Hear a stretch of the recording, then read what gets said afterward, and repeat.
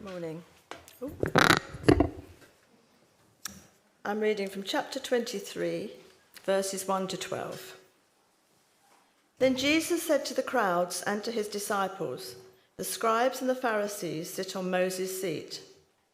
Therefore do whatever they teach you and follow it, but do not do as they do, for they do not practice what they preach. They tie up heavy burdens, hard to bear, and lay them on the shoulders of others, but they themselves are unwilling to lift a finger to move them. They do all their deeds to be seen by others, for they make phylacteries broad and their fringes long.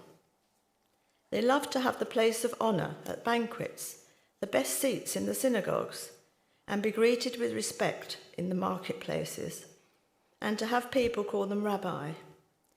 But you are not called Rabbi, for you have one teacher called Rabbi, and you are all brothers and sisters, and call no one to your Father on earth, for you have one Father, the one in heaven.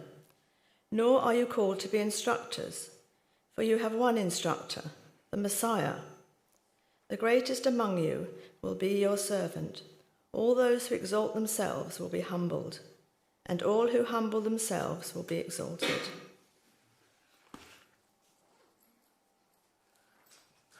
Brilliant. Thank you ever so much, Sarah, and good morning, everyone. It's great to see you. If you missed the introductions, I'm Andy. I'm one of the ministers here, and we are continuing our journey through Matthew's Gospel, and we're looking briefly at the whole of Matthew 23, but mainly at that first bit that we've just heard read. We're moving closer and closer to the climax of Matthew's Gospel. We'll get there at Easter.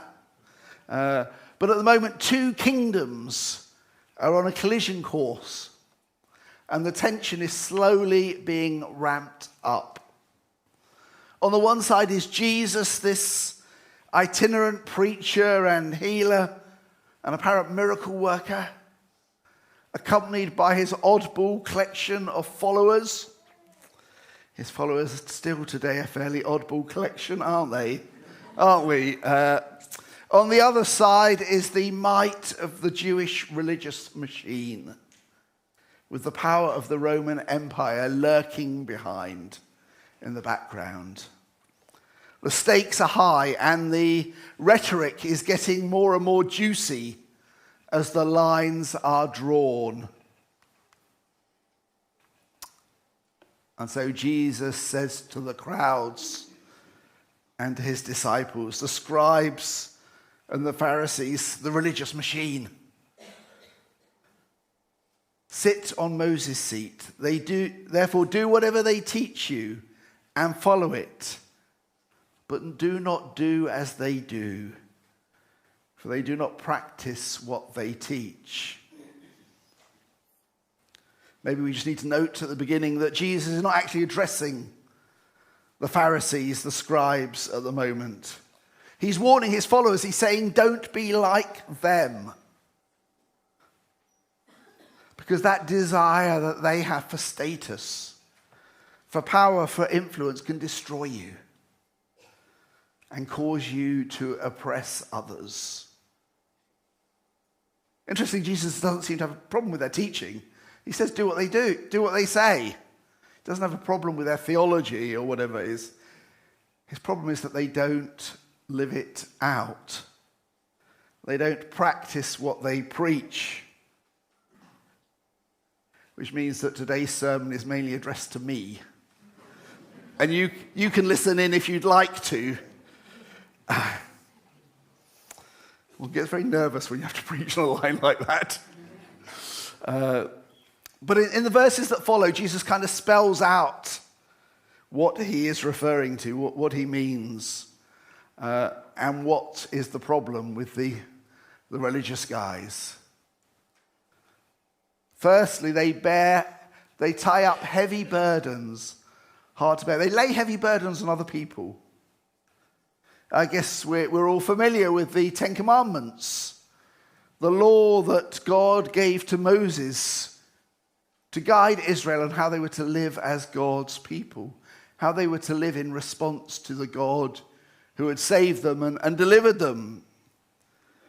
When you read the books of, Exodus through to Deuteronomy, 4 of the first 5 books of the Bible, you'll notice that there is a whole load of regulations that are kind of wrapped around the law.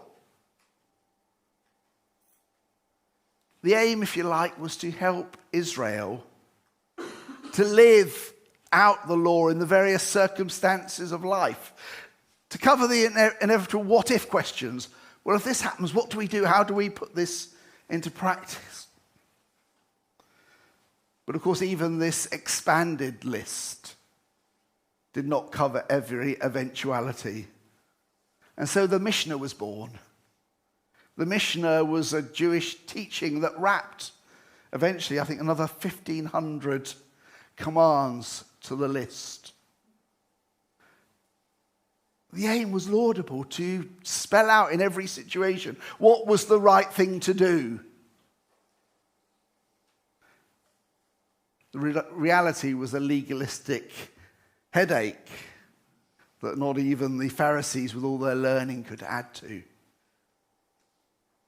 Serving and obeying God was meant to be a joy and an act of love, not a legalistic nightmare, not an exercise in reading the small print.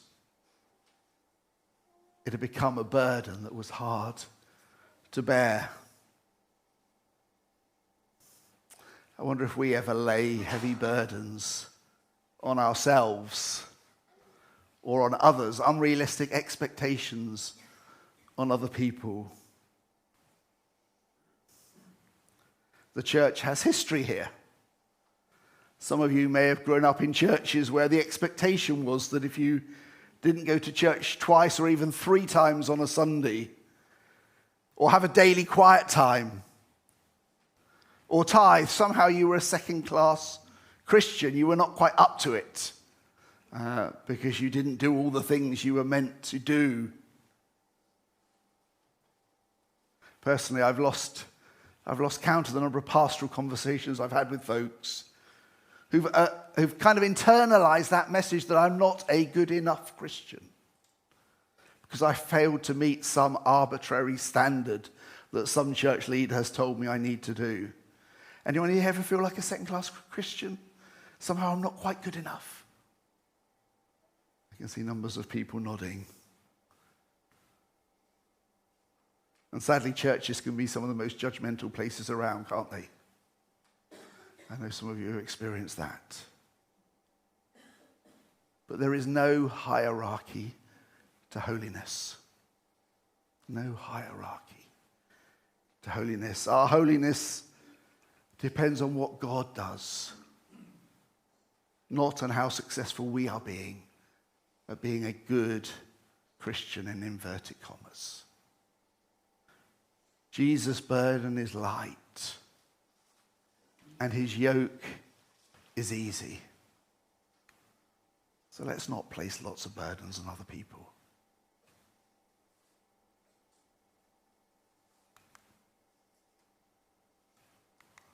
Secondly, the Pharisees were driven by self-promotion. They do all their deeds to be seen by others, Jesus says in verse 5. For they make their phylacteries broad and their fringes or tassels long. How's your phylactery? They're small leather boxes that in them they had the words of the Shema, which I guess was the kind of Jewish equivalent to the Lord's Prayer. It was a prayer that the faithful Jew would say often numbers of times a day, particularly before they went to bed. So it's this reminder to pray, if you like. And the fringes were simply tassels, which were attached to one's garments as a visual cue to remind you to pray. So when life was tough or you were struggling, you had something you could hold on to, and then you'd be drawn into prayer. And Jesus is not against those things. Many scholars think Jesus probably wore tassels himself. The problem is that instead of reminding you to pray, the tassels became a kind of, look at me, I pray. rather than encouraging you to be a prayerful person, it became a, look at me, I'm so holy. Are we motivated by self-promotion? Of course we are. We all want people to like us, don't we? We want people to have a good opinion of us. We might say that we don't care what other people think of us, but most of us would be lying if we said that, wouldn't we? Yeah, I would. We might not wear, I wish I could say phylacteries or tassels, but we have our carefully curated Facebook page, or our Instagram stream, or our LinkedIn profile. We Photoshop our selfies. We're not immune from the occasional bit of virtue signaling. We've become this kind of look at me hashtag.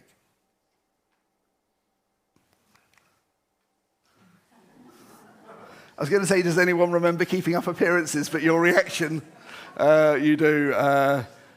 It's for those of you who don't know, it was a 90s sitcom starring Patricia Routledge, who played Hyacinth Bouquet. Bouquet is spelt B-U-C-K-E-T. Who would answer the phone with the words, "The Bouquet residence, the lady of the house speaking." Of course, she was a social climbing snob whose hapless attempts to appear important by lording it over her neighbours were generally undone by her long-standing husband and the rest of the family. Like the best comedy, Keeping Up Appearances invites us to look at ourselves, to maybe recognise some of our own characteristics in Hyacinth. She exaggerated them completely, but to see something, to recognise ourselves in what we laugh at, to see our own preposterous attempts sometimes to appear important. Image, self-promotion. And finally, they loved to have the place of honour at banquets. They wanted the best, they wanted status, they wanted the best seats in the house. They had an inflated sense of their own importance. They craved respect and power. Some kind of first century equivalent of influencers today. One scholar said they wanted all the fame a small community could offer, to be big fish in a small pond. In the Roman world, whenever you walked into a room with lots of people in, you would scan the space and immediately rank everyone in the room in terms of importance. Then you would talk to the most important people and try and get into their good graces, especially the people you consider to be more powerful. That's basically how it worked in Paul's world. None of us would ever do that, would we? Who are the important people? Oh, and they love their titles too. But you are not to be called rabbi, Jesus said, because they like to call themselves rabbi. For you have one teacher, and you're all brothers and sisters.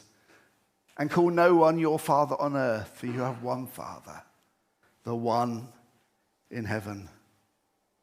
Have you noticed that Jesus doesn't have a lot of time for status or for the hierarchies they represent? He knows how destructive they can be. We're not meant to be into titles or hierarchies either. Churches love titles. Father, pastor, not to mention reverend. I'm a pastor, that's what I do. But please don't use that as a job title. Just call me Andy. And don't call me reverend either. Reverend means one to be revered, worthy of respect. Might just go to my head. There's only one teacher and one Father, and there is only one who is to be revered. And each one of us sits at his feet as equals, as family. There is no pecking order in the church. No pecking order. Instead, Jesus says, the greatest among you will be your servant, and all who exalt themselves will be humbled, and all who humble themselves will be exalted. It's possibly one of the most countercultural statements in the whole of the Bible. Certainly was in first century Rome, and it still is today, I think. We've built a whole culture around the cult of celebrity, around that desire for power. And Jesus turns the whole thing upside down in one simple two sentences, allied with a life of service and a death on the cross. The direction of travel of the church is always to be downwards rather than upwards, whatever that looks like. And I'm going to come back to that in a moment, but I said we were going to cover the whole of Matthew 23 or the rest of it. I want to briefly do that because really the rest of the chapter is a tale of woe. It's woeful. There are 7 woes. It's a kind of contrast to the Beatitudes in Matthew 5 that I think we started our service with the Beatitudes, didn't we? The Beatitudes right at the beginning of Jesus' ministry, the woes, as it were, right towards the end of Jesus' ministry. There are 7 woes and 8 blessings. And this time Jesus is directly speaking to the Pharisees. And he doesn't mince his words. There are these woes, and we're going to look at one of them briefly. But he calls them hypocrites 6 times in a few verses. He calls them blind fools or blind guides. A brood of vipers is another term he uses. And this in verse 27 and 28. Woe to you, teachers of the law and Pharisees, you hypocrites. There we go. You are like whitewashed tombs, which look beautiful on the outside, but on the inside are full of the bones of the dead and everything unclean. In the same way, on the outside, you appear to people as righteous, but on the inside, you are full of hypocrisy and wickedness. No wonder they wanted to get rid of him, is it? It's not how you speak to your religious leaders, to anyone in power, is it? You're going to upset people. The religious leaders claim to be about the flourishing of the community, about the common good, but really they're just interested in number one. They're like whitewashed tombs. On the outside, they looked clean and pure. But on the inside, they were full of decay and reeked of death.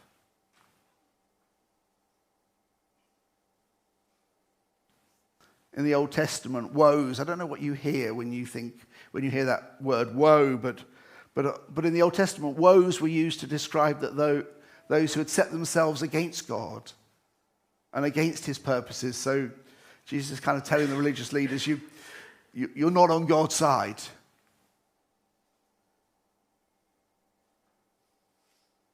The woes aren't a warning of punishment as such. I think it's a bit like this. If you allow yourself to behave selfishly, then selfishness becomes embedded in your personality. If you repeatedly act selfishly, then you become selfish and self-obsessed and increasingly incapable of grace and mercy and so on, because selfishness has inhabited you, let's say. You've chosen that way. You become dehumanized and closed to God, a bit like a whitewashed tomb. It's not so much if you're selfish, God will punish you. The punishment is in that movement towards selfishness, towards the ways of death. And conversely, if you practice mercy, say, then becoming mercy over time, becoming merciful becomes embedded in your character over time. If you do something enough, then you become like it, don't you? If mercy becomes a habit, then it becomes embedded in your character. And that's the blessing. It's not a case of if I do something good, God is going to reward me and bless me.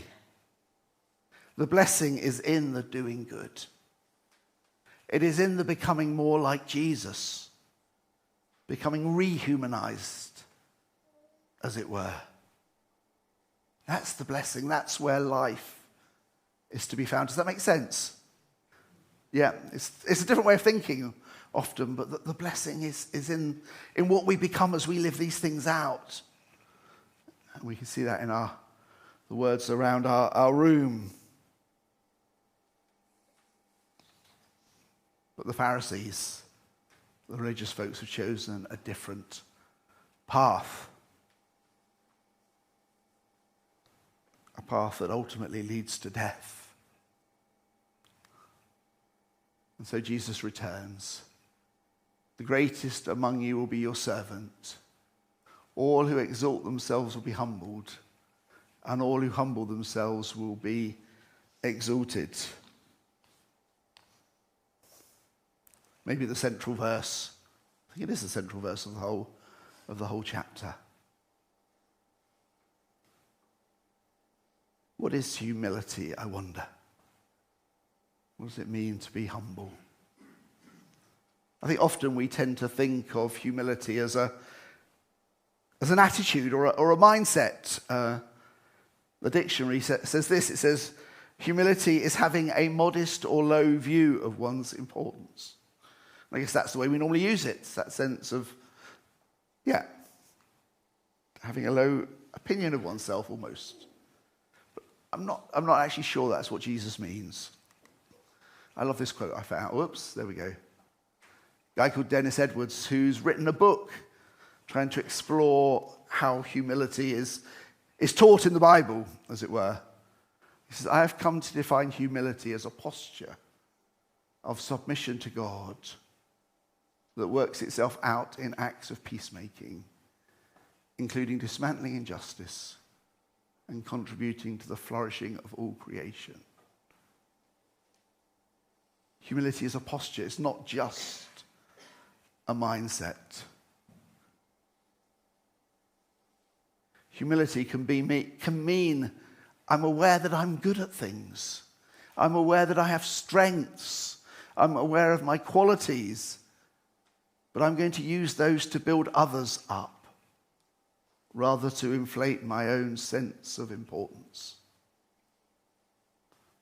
I'm going to use those to build others up.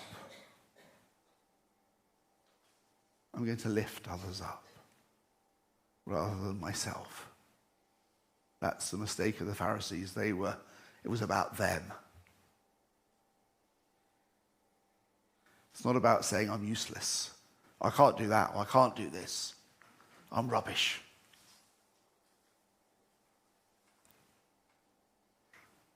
Jesus was humble. He delighted in lifting up and giving honor to those whom culture ignored or disrespected. And if we had a bit more time, maybe we could explore who in our culture is ignored or disrespected and how we might honor them. Maybe that's a bit of homework for you. Who is in our society that is ignored, disrespected, pushed down? And how might we, you, I, honor them? But as we finish, I just want to think of 4 or 5 practices that we can do that lift other people up.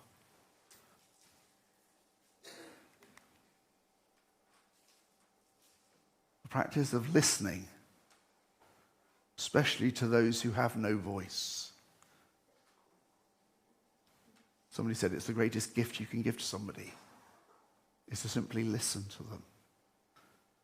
To allow them to voice who they are, what they're struggling with, what are their hopes and what are their fears. To say those things out loud and to be heard. It's amazing how often people say, I just want to be heard. The practice of listening. And of course, when we listen to someone, when we really listen to them, when we hear their hopes and their pains and their fears and their joys, when we hear their story of who they are and how they got to where they are, then we find our hearts being changed. We find our hearts being drawn towards them. We find ourselves wanting to be with them, to enter their story. I was struck by your prayers, Lyle. You talked about God sitting with a whole group of people who are struggling. That's what we do when we listen. We sit with folks. And if we are to live well together, then we need to learn to listen to each other, to see and to hear each other's struggles. Practice of listening. The practice of compassion. Life is hard, isn't it? It's full of demands. It can be full of suffering sometimes. And we're often tired and not at our best. And life comes together and then it falls apart. And then it comes together again and then it all goes pear-shaped again. And people let us down and we let other people down. And we let ourselves down.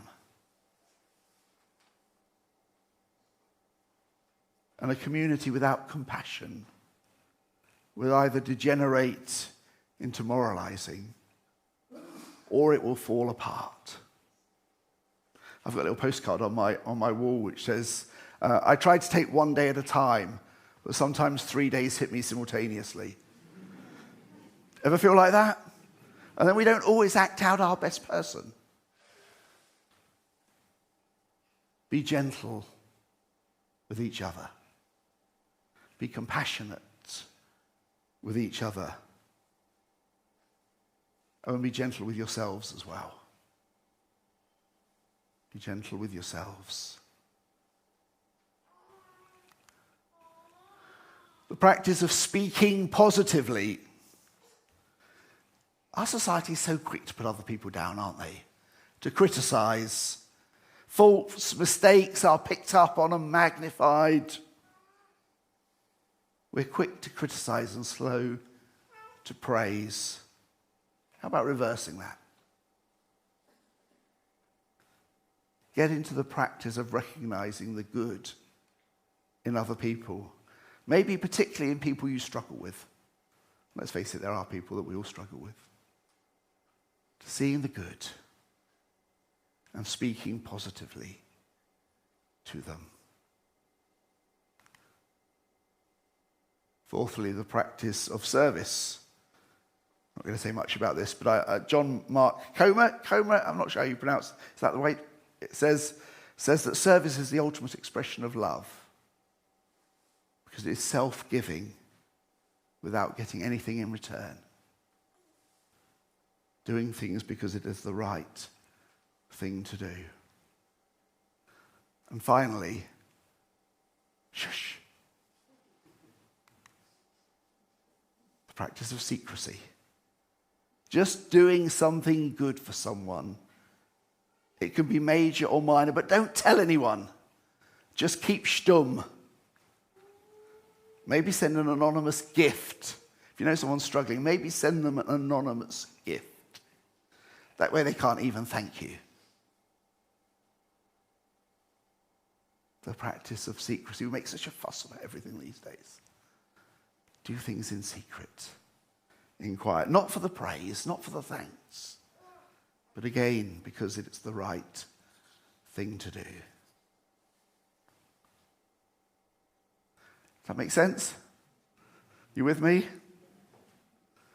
And in all of these things, look to Jesus, who gave up power and control in self-giving love, emptying himself and taking the form of a servant or a slave. He humbled himself and became obedient to death, even death on a cross. And God raised him up. And because of his death and his resurrection, God raises us up so that we may lift others up. Yes? Thanks be to God. Amen. Amen.